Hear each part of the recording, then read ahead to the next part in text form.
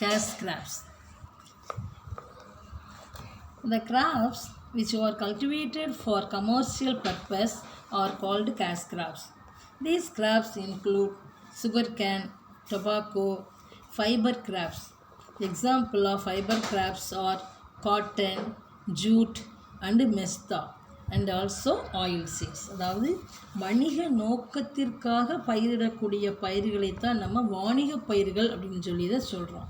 அதுக்கு எக்ஸாம்பிளாக நம்ம எது சொல்லலாம் அப்படின்னு பார்த்தா சுகர் கேன் சொல்லலாம், டொபாக்கோ அப்படின்னு சொல்லக்கூடிய புகையிலை சொல்லலாம். அதுக்கடுத்து ஃபைபர், அதாவது இலை பயிர்கள் அப்படின்னு நார் பொருள்கள்னு சொல்லுவாங்கள்ல, அதான் என்னென்ன சொல்கிறாங்கன்னு பாரு, jute and cotton.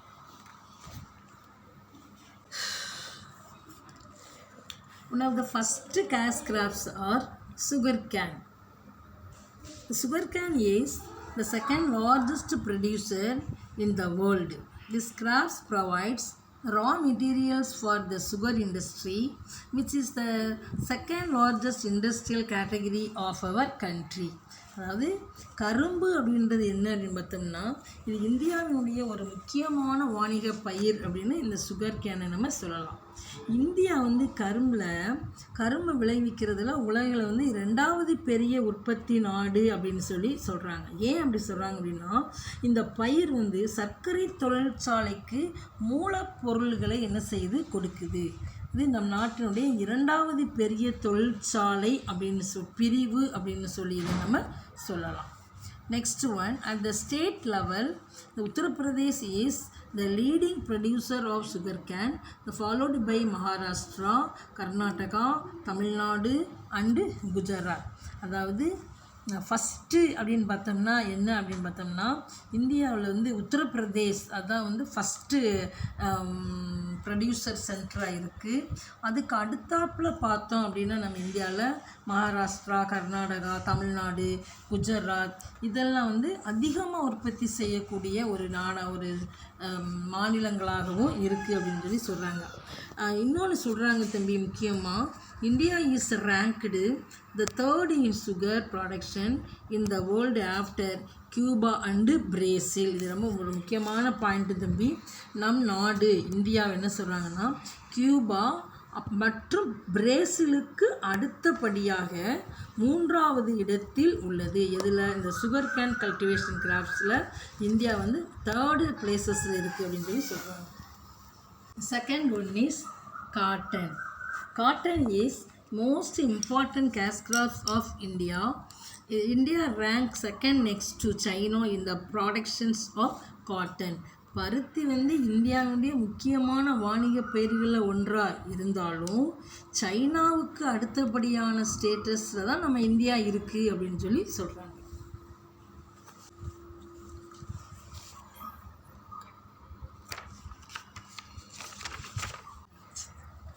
Jute is the tropical fiber crops grow well in the alluvial soil. It provides raw material for jute industry. It is used for manufacturing of gunny bag, carpet, hessian, ropes and strings, rugs, clothes, the tarpaulins, etc. West Bengal is the leading state both in cultivation and productions of jute. அதாவது tropical fibre graphs அப்படின்னா என்ன சொல்கிறாங்கன்னா தம்பி, இது ஒரு வெப்பமண்டல இலை பயிர் அப்படின்னு இதை சொல்கிறாங்க. இது எங்கே நிறையா விளையும் அப்படின்னு பார்த்தோம்னா, அலுவியல் சாயில் அப்படின்னு சொல்லக்கூடிய வண்டல் மண்ணில் இது அதிகபட்சமான அளவுக்கு வளரும். இது சணல் தொழிற்சாலைகளுக்கு மூலப்பொருள்களை அளிக்கிறது. எப்படி சுகர் கேன் அந்த சுகருக்கு ரா மெட்டீரியல்ஸ் மாதிரி இது ஒரு ரா மெட்டீரியல்ஸ் அப்படின்னு சொல்கிறாங்க. இதில் என்னென்ன தயார் பண்ணுறாங்க, இந்த ஜூட்டு அப்படின்னு பார்க்கக்கூடிய ஒன்றில் இருந்து கோணி பைகள் தைக்கிறாங்க, கம்பளங்கள் உருவாக்குறாங்க, கயிறுகள் கொண்டு செய்கிறாங்க, அப்புறம் தார் பாலின் செய்கிறாங்க, துணிகள் செய்கிறாங்க. இந்த மாதிரி இந்த நார் பொருள் இந்த பொருள்கள் தயார் பண்ணுறதுக்கு பயன்படுது அப்படின்னு சொல்கிறாங்க. The next one is oil seeds. எண்ணெய் வித்துக்கள் அப்படின்னு சொல்லுவாங்க. Oil seeds, the premier source of fat in the Indian diet, are derived from number of crops like groundnut, the rapeseed, mustard, sesame, linseed, sunflower, castor seed, cotton seed and the Niger seeds அப்படின்னு சொல்லி சொல்கிறாங்க. அதாவது இந்தியர்களுடைய உணவில் கொழுப்பு சத்துவை அதிகம் அளிப்பது எது அப்படின்னு பார்த்தோம்னா இந்த எண்ணெய் வித்துக்கள் அப்படின்னு சொல்லி இதை சொல்லலாம். இதிலிருந்து எதிலிருந்து மிஸ் இந்த மாதிரியெல்லாம் அந்த ஆயில் சீட்ஸ் ஆயில் கிடைக்கிது அப்படின்னு பார்த்தோம்னா கிரவுண்ட்நட் அப்படின்னு சொல்லக்கூடிய அந்த கடலை, அடுத்து ரேப் சீட் அப்படின்னு சொல்லக்கூடிய கடுகு, மஸ்டர்ட் அப்படின்னு சொல்லக்கூடிய கடுகுன்னு அதையும் சொல்லலாம். அதுக்கடுத்து சீசேம் சொல்லக்கூடிய எள், அதுக்கடுத்து சூரியகாந்தி சன்ஃப்ளவர், நெக்ஸ்ட்டு ஒன்று கேஸ்டர் சீட் ஆமணக்கு. இந்த மாதிரி விதைகளில் இருந்து தான் நமக்கு இந்த எண்ணெய்கள் கிடைக்கின்றன. இது இதில் ஆயில் கண்டெய்ன்ஸ் ஃபேட் அப்படின்னு சொல்லி சொல்கிறாங்க. இந்த Gujarat is the India's largest oil seeds producing state. அதாவது இந்தியாவுடைய லார்ஜஸ்ட் ஆயில் சீட்ஸ் ப்ரொடியூசிங்கில் நம்ம எந்த ஸ்டேட்டை பர்டிகுலராக சொல்லலாம் அப்படின்னா Gujarat. The last one is the plantation crops. தோட்டப்பயிர்கள் அப்படின்னு சொல்லுவாங்க தம்பி. The plantation crops are cultivated for the purpose of exports. தோட்டப்பயிர்கள் அப்படின்றது ஏற்றுமதிக்காகவே பயிரிடக்கூடிய பயிர்கள் அப்படின்னு சொல்லலாம். These are cultivated in large estates on hilly slopes. இது எங்கே மிஸ் பயிர் செய்வாங்க அப்படின்னு சொல்லி பார்த்தோம்னா மலைச்சரிவு பகுதிகளில் தான் இதை என்ன செய்வாங்க பயிர் செய்வாங்க. ஏன்னா அதுக்கு அதிகமான வாட்டர் ஃபெசிலிட்டிஸ் தேவையில்லை. மாய்ச்சர் அப்படின்னு சொல்லக்கூடிய அந்த ஹில் ஸ்லோப்ஸ் சரிவு பகுதிகளில் ஈரப்பதம் நிறைஞ்சு இருக்கும். அதனால் அந்த பகுதிகளில் மட்டுமே இந்த பிளான்டேஷன் கிராப்ஸ் அதிகமான அளவுக்கு என்ன செய்யும் வளரும். The main plantation crops like tea, coffee, rubber, species and also horticulture crops அப்படின்னு சொல்லி சொல்கிறாங்க. இப்போ the first one is tea. The tea is an evergreen plant that mainly grows in tropical and subtropical climate. அதாவது tea அப்படின்னாவே நமக்கு தெரிஞ்சிருக்கும். இது அயன மண்டல பகுதிகளில் மட்டுமே இது அதிகமாக வளரக்கூடிய ஒன்றா இருக்குது. இது ஒரு எவர் கிரீன் கிராப்ஸ் அப்படின்னு கூட இதை சொல்லலாம். இது ஒரு பசுமையான தாவரம் அப்படின்னு சொல்லி இதை சொல்லலாம். Plus the two major varieties of tea are cultivated in India. They are பூஹி அண்ட் அசாமிகா அப்படின்னு சொல்லி 2 types of டீ என்ன செய்கிறாங்க பயிர் செய்கிறாங்க. The பூஹி is originated from China and அசாமிகா is originated from India. The coffee is grown in sand and it grows effectively in the altitudes between 1000 and 1500 meter above mean sea level. அதாவது இந்த coffee அப்படின்னு சொல்லக்கூடியது கடல் மட்டத்தில் இருந்து 1000 மீட்டர்லேருந்து 1500 metre வரைக்கும் கொண்ட மலைச்சரிவு பகுதிகளில் இவை என்ன செய்யப்படுகின்றன விளைவிக்கப்படுகின்றன. The coffee main varieties of 2 types. The first one is Arabica, the high quality cultivated more in India. அதாவது இந்தியாவில் அதிகமாக பயிர் செய்யக்கூடியது எது அப்படின்னு பார்த்தோம்னா இந்த arabica. The next one is ரொபஸ்டா. இது எப்படி இருக்கும் இந்த இன்ஃபீரியர் குவாலிட்டி, அதாவது தரம் குறைந்த வகை காஃபி அப்படின்னு இதை சொல்லலாம். Next one is rubber.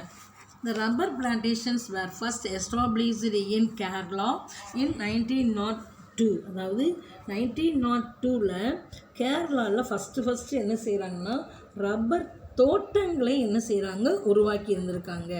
It needs hot and wet climate conditions, temperature above 20 degree Celsius and rainfall above 300 centimeter.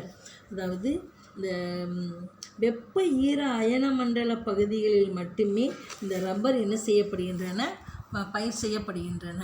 அதாவது மழைப்பொழிவு அப்படின்றது இதுக்கு ஒரு 20 டிகிரி செல்சியஸ்லேருந்து ஒரு 300 சென்டிமீட்டருக்கு மேலும் இதுக்கு தேவைப்படும். ரப்பர் தோட்டங்கள் கேரளா, தமிழ்நாடு, கர்நாடகா இந்த பகுதிகளில் என்ன செய்யப்படுகின்றன, அதிகமாக பயிர் செய்யப்படுகின்றன. நறுமணப் பொருள்கள் அப்படின்னு சொல்லுவாங்க. India has been world famous for its spices since ancient times. Pepper, chilies, turmeric, ginger, cardamom, clove and arecanut are the major species cultivated in India. Kerala is the leading producer of spices in India. நிறைய வாசனை பொருள்கள் அதிகமாக விளைவிக்கக்கூடிய ஒரு place நம்ம இந்தியாவில் எது அப்படின்னு பார்த்தோம்னா கேரளா தான். அதனால தான் பிரிட்டிஷ் நாட்டுக்காரங்க கூட நம்ம இந்தியாவுக்கு வரும்போது இந்த இந்தியாவில் இவ்வளோ நறுமணப் பொருள்கள் இருக்கா, அதை ஒன்றை பர்பஸாக வச்சுக்கிட்டு தான் நம்ம இந்தியாவுக்குள்ளே என்ன செஞ்சாங்க, அவங்க ட்ராடு பண்ணுறதுக்காக வந்தாங்க. இப்படி நிறைய வாசனை திரவியங்கள், வாசனை பொருள்கள் அதிகமான அளவு விளைவிக்கக்கூடிய நாடாகவும் நம்ம இந்தியா இருக்குது. அதில் எதை பர்டிகுலராக நம்ம சொல்லலாம் அப்படின்னு பார்த்தோம்னா வெஸ்டர்ன் பார்ட்டில் இருக்கக்கூடிய Kerala. So Kerala is the leading producer of spices in India. First one of the cash crops or plantation crops or horticulture crops. It refers to the cultivations of fruits, flowers and vegetables. They provide essential minerals, vitamins and fibers required for maintaining health. So India is the second position in the productions of fruits and vegetables. தோட்டக்கலை பயிர்கள் அப்படின்றதுல நம்ம India எத்தனாவது பிளேசஸில் இருக்குது அப்படின்னு பார்த்தோம்னா 2வது இடத்தில் உற்பத்தி செய்யக்கூடிய ஒன்றா இருக்குது. அதாவது பழங்கள், காய்கறிகள் இதை விளைவிக்கக்கூடிய நாடாகவும் நம்ம இந்தியா இருக்குது.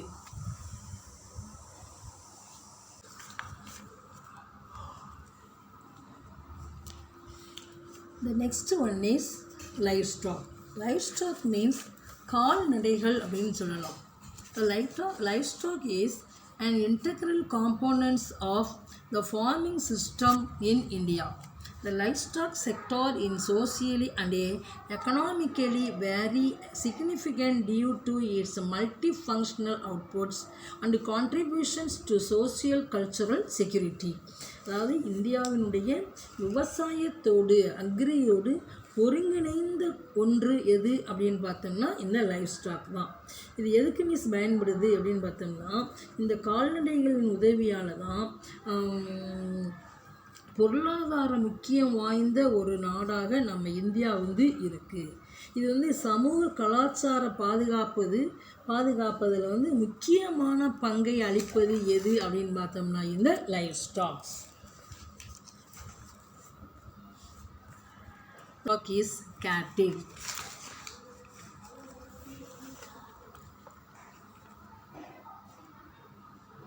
Yes, cattle.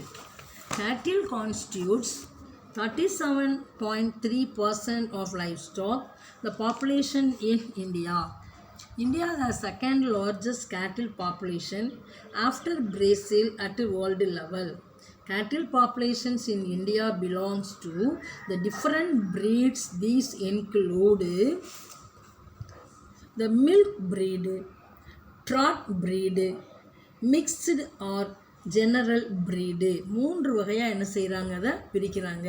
அதாவது பால் இனம், இழுவை இனம், கலப்பு அல்லது பொது இனம் அப்படின்னு இந்த கேட்டில்ஸ் என்ன செய்கிறாங்க, 3 டைப்ஸாக என்ன செய்கிறாங்க, பிரிக்கிறாங்க. So one is goats. Goat means the goat is the poor man's cow, the providing milk, meat, skin and hair. It is the main source of meat for the country. அதாவது ஏழை மக்களின் பசு என்று அழைக்கப்படும் வெள்ளாடுகள் எதுக்கெல்லாம் பயன்படுது அப்படின்னு பார்த்தோம்னா பாலுக்காகவும் இறைச்சிக்காகவும் தோல் அதோடு இல்லாமல் ரோமத்துக்காகவும் என்ன செய்யப்படுகின்றன, அவை வளர்க்கப்படுகின்றன. Buffalo. The buffaloes are an important source of milk supply for India. Uttar Pradesh has the highest number of buffaloes in India. One is we learn about dairy, meat and wool production.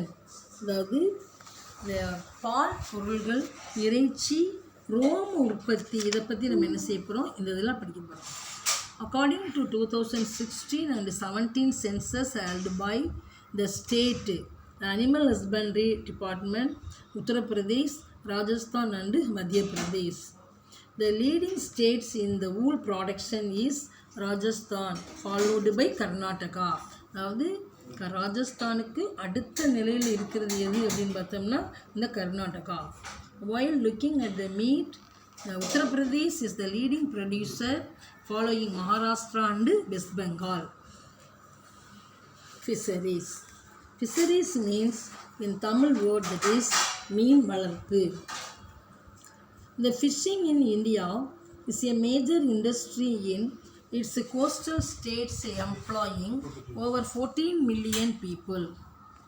It produces about 3% of world fish and occupies second place among the fish producing nations of the world after China. In India, fishing is categorized into two types. அதாவது இரண்டு வகையான மீன் பிடிப்புகள் என்ன செய்கின்றன நம்ம இந்தியாவில் follow பண்ணுறாங்க. The first one is the marine or sea fisheries. The next one is inland or freshwater fisheries. The first one is marine. Marine or sea fisheries, it include coastal, offshore and deep sea fisheries mainly on the continental shelves. Kerala leads in the marine fish production in India. அதாவது கடல் மீன் பிடிப்பு அப்படின்னா என்னென்னா கடற்கரை பகுதி, கடற்கரையை ஒட்டிய பகுதி, ஆழ்கடல் பகுதி அப்படின்னு முக்கியமான பகுதிகள் என்ன செய்வாங்கன்னா ஒரு 200 மீட்டர் ஆழம் வரை உள்ள கண்டத்திட்டு பகுதிகளில் என்ன செய்வாங்க, இந்த மீன் பிடித்தல் நடைபெறும். இது கடற்கரையில், அதாவது கடற்கரை மாநிலம் சொல்லக்கூடிய கேரளா இந்த கடல் மீன், அதாவது இந்த மெரைன் ஃபிஷ் அதுக்கு வந்து ரொம்ப முதன்மையானதாக இருக்குது அப்படின்னு சொல்லி. Inland or freshwater fisheries. The rivers, lake, canals, reservoirs, ponds, tank, etc. are the sources of freshwater fisheries. அதாவது உள்நாட்டு மீன் பிடிப்பு அப்படின்னா எந்தெந்த பகுதிகளில் இதெல்லாம் பிடிப்பாங்க அப்படின்னு பார்த்தோம்னா ஆறுகளில், ஏரியில், கால்வாய்களில், குளங்களில், கண்மாய்கள், இந்த மாதிரி நீர் நிலைகள் இருக்கக்கூடிய இடங்களில் என்ன செய்வாங்க, இந்த இன்லேண்ட் ஃபிஷரிஸ்ன்னு சொல்லக்கூடிய உள்நாட்டு மீன் பிடிப்பு. நம்ம ஊர்லெலாம் வந்து கம்மாய் நிறைய தண்ணி இருக்குண்டா, அது கொஞ்சம் தண்ணி குறைய வந்து நிறைய பேர்லாம் மீன் பிடிக்க போவாங்க பார்த்தீங்களா. இன்றைக்கி எங்கள் ஊர் கம்மாயில் வந்து மீன் பிடிக்கிறாங்க அப்படின்னு சொன்னால் எல்லா ஊராளுகளும் அந்த கம்மாய்க்குள்ள வந்து மீன் பிடிப்பாங்கல்ல, அதைத்தான் என்ன சொல்கிறாங்க, இந்த உள்நாட்டு மீன் பிடிப்பு அப்படின்னு சொல்லி சொல்கிறாங்க. We see about major issues faced by farmers in India. இந்திய விவசாயிகள் எதிர்கொள்ளக்கூடிய முக்கியமான சவால்கள்லாம் என்னென்ன அப்படின்றத பற்றி இதில் நம்ம பார்க்க போகிறோம். The small and the fragmented land holdings, அதாவது சிறிய மற்றும் குறுநில உடைமை அப்படின்னு சொல்லி இதை சொல்லுவாங்க. The problem of small and fragmented holdings in more series is densely populated and intensively cultivated states in India. அதாவது நம்ம இந்தியாவில் தம்பி மக்கள் அடர்த்தி மிகுந்த பகுதிகளில் தீவிரமான அளவுக்கு என்ன செய்வாங்க, பயிர் சாகுபடி முறையை என்ன செய்வாங்க. இது வந்து எப்படி இருக்கும், அதாவது கொஞ்சமாக நிலம் வச்சுருக்கவங்களாக இருக்கலாம், இல்லை நிறைய நிலம் வச்சுருக்கக்கூடிய நில உடைமையாளர்களாக இருக்கலாம்.